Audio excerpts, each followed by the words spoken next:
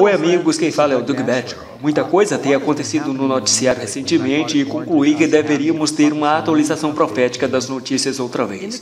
No contexto bíblico, é bom de vez em quando darmos uma olhada nas manchetes. Eu não quero ser o biógrafo pessoal do Papa, eu sei que esses updates de profecia têm tido muito a ver com a atividade do Papa.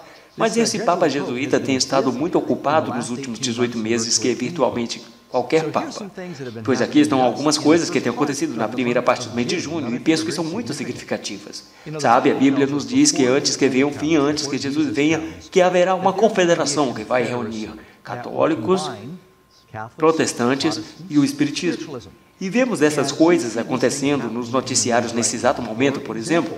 Em 1º de junho, o Papa Francisco compareceu perante quase 50 mil pessoas que se reuniram no Estádio Olímpico de Roma, e eles eram carismáticos, de Roma e de outros lugares. Vieram e oraram sobre o Papa falando em línguas. Sou eu ou isso te lembra outra coisa que vimos há pouco tempo atrás, quando os carismáticos oraram sobre o Papa? Naquela ocasião, o Papa nada mais fez que enviar uma mensagem por vídeo gravada em um celular. Já dessa vez, ele de fato foi ao estádio. Ele ajoelhou sem a tradicional almofadinha. Ele se ajoelhou e pediu que todos orassem por ele. O Jornal do Vaticano relata que esta foi a primeira vez na história em que um Papa visita uma convocação internacional da renovação carismática. Ele foi lá, e o Papa disse a certa altura que ele no passado não se conformava com o movimento carismático, mas evidentemente ele está se sentindo muito melhor com ele.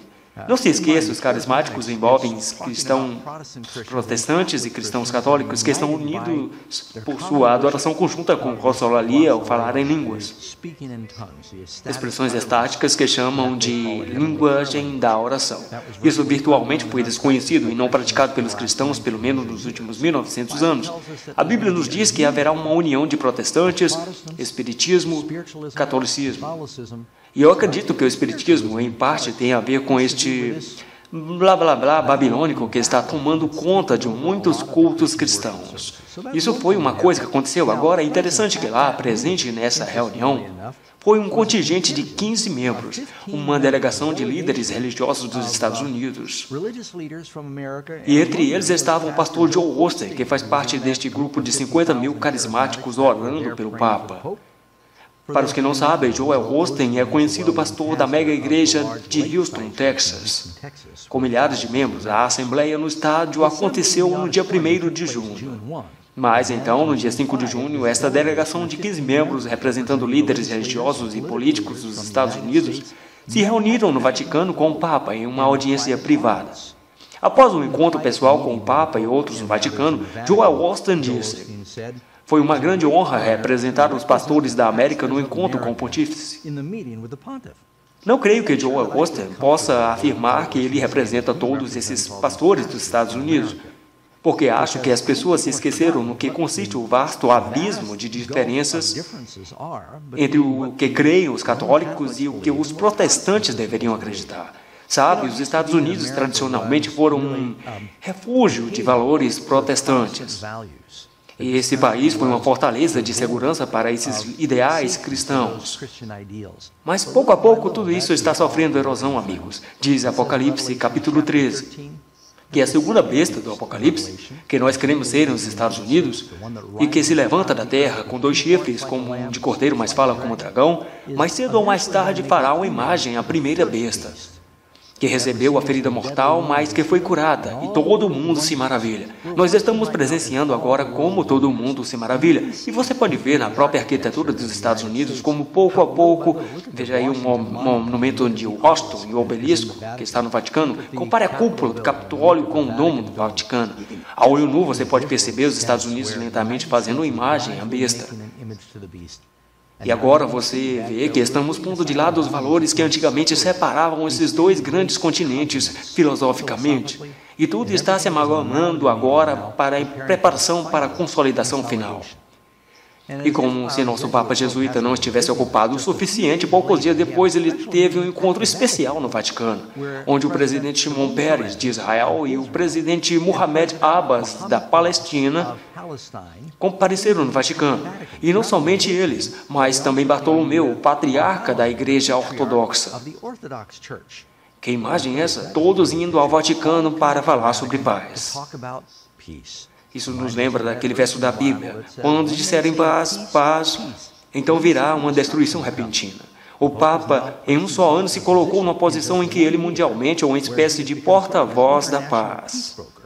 Muito interessante. De fato, deixe-me ler aqui um trecho do jornal na cobertura do encontro. Os três líderes, junto com o patriarca ortodoxo de Constantinopla, Bartolomeu, ouviram orações cristãs, judaicas e islâmicas de cardeais, rabis e imãs muçulmanos. O encontro de 2 horas nos jardins do Vaticano incluíram orações do Velho e Novo Testamento e do Corão, que foram lidos e cantados em hebreu, árabe, inglês e italiano. E essa foi a primeira vez em que orações foram oficialmente oferecidas, lidas do Corão em árabe a Allah, no Vaticano. É só eu ou tem coisa rolando aí? De fato, muitas pessoas sempre se perguntaram como que haverá essa tal de confederação, com uma religião mundial compelindo a todos a adorar uma certa forma nos últimos dias. Como você consegue fazer com que 1 bilhão de muçulmanos trabalhem em harmonia com os judeus e protestantes e cristãos? Bem, agora você tem a sua resposta. O Papa sabe como juntá-los todos. E é justo isso que a profecia predisse que iria acontecer? Eu sei que já compartilhei isso. Mas aquela citação do grande conflito, página 588, sempre vem à mente. Deixe-me ler outra vez para você. Mediante os 2 grandes erros, a imortalidade da alma e a santidade do domingo, Satanás há de enredar o povo em suas malhas. Enquanto o primeiro lança o fundamento do espiritismo, o último cria um laço de simpatia com Roma. Os protestantes dos Estados Unidos serão os primeiros a estender as mãos através do abismo, para apanhar a mão do espiritismo. Estender-se-ão por sobre o abismo para dar mãos ao poder romano. E sob a influência dessa tríplice união, este país seguirá as pegadas de Roma, desprezando os direitos da consciência. Sabe, eu vejo esta confederação já acontecendo entre o protestantismo, o catolicismo e o espiritualismo. Aliás, um dos grandes filmes que ainda está no cinema se chama É o Céu Real. Fala de um menino que sobrevive por pouco uma operação do apêndice. Ele sai falando que viu pessoas que estão mortas e diz ter interagido com eles, falando com os mortos. O filme só fala disso. E aqui você tem católicos e protestantes todos abraçando este conceito. Ou seja, o que dizer quando o Papa tem o poder de declarar 2 ex-papas santos aos quais se pode orar? Não é isso a oração pelos mortos? E nós vimos isso acontecendo no mês passado. Portanto, parece que há uma evolução aí que está acontecendo. Isso me lembra de alguns livros que saíram há alguns anos. Aqui está um chamado Uma Casa Unida, por Kate, falando de evangélicos e católicos juntos, uma aliança promissora para o século XXI.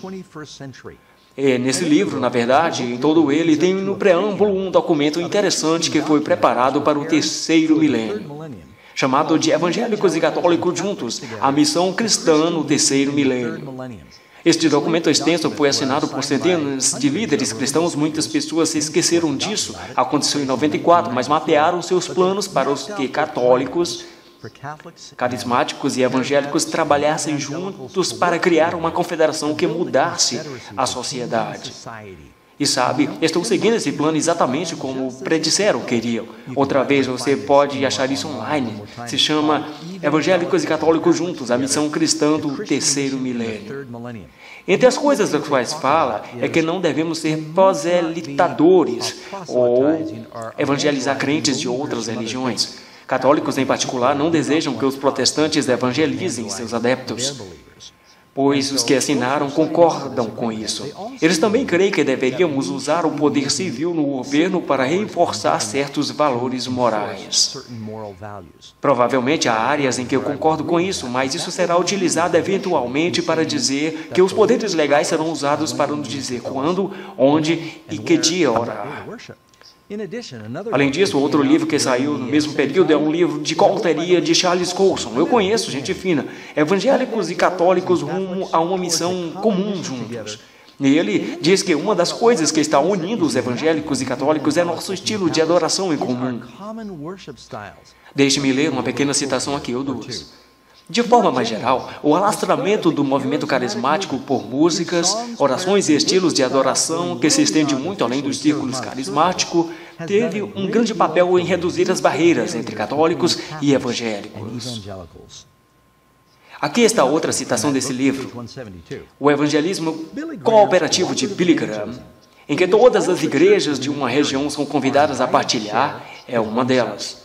Encontros carismáticos, onde a distinção entre protestantes e católicos desaparece. Que pensamento assustador esse! Em uma unidade cristocêntrica de adoração, comunhão fraternal e alegria, formam outro exemplo. Portanto, vocês podem ver para onde vai a viagem, amigos. Pouco a pouco, as barreiras e as distinções teológicas que nos tornam únicos em nossas crenças estão sofrendo erosão, sendo diluídas, estão gradualmente se evaporando. Este Papa está fazendo esse trabalho com maestria, detonando essas coisas. Deixe-me resumir estes pensamentos. Eu poderia me delongar aqui, mas isso me lembra de algumas profecias bíblicas. Você pode começar indo a Daniel 11. Tenha em mente que o capítulo 12 de Daniel fala sobre Miguel se levantando. Este é o fim do mundo. Menciona um tempo de angústia, uma ressurreição também. Junto antes deste cenário do fim do mundo, fala sobre o poder da besta. A mesma que não liga com o desejo de mulheres, em Daniel 11. E é interessante, eu não alego entender tudo, mas os últimos versos de Daniel 11 falam sobre a terra gloriosa, a terra prometida. E diz que armará seus tabernáculos na montanha gloriosa. Então faz uma lista de países do Oriente Médio. Bem, provavelmente não significa nada, amigos, portanto, não se preocupem. Vocês também podem ler em Apocalipse 16 falando sobre as últimas pragas na batalha de Armagedon. E o sexto anjo derramou a sua taça sobre o grande rio Eufrates, e a sua água secou-se para que se preparasse o caminho dos reis do Oriente. Vi sair 3 espíritos imundos semelhantes a rãs, da boca do dragão, da boca da besta e da boca do falso profeta. Porque são espíritos de demônios que fazem sinais, os que vão ao encontro dos reis da terra e de todo o mundo para os congregar para a batalha do grande dia do Deus Todo-Poderoso. Eis que venho como ladrão, disse Jesus, bem-aventurado aquele que vigia e guarda suas roupas para que não ande nu e não sejam as suas vergonhas vistas. E os congregaram no lugar que em hebreu se chama Armagedon, Apocalipse 16. Sabe, amigos, eu vejo uma consolidação, uma convergência de eventos mundiais, pavimentando o caminho para coisas que vão acontecer em breve.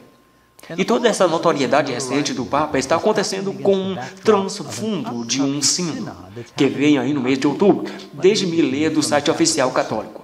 O Papa Francisco convocou uma Assembleia Geral Extraordinária de Bispos sobre o tema de desafios da família no contexto do evangelismo.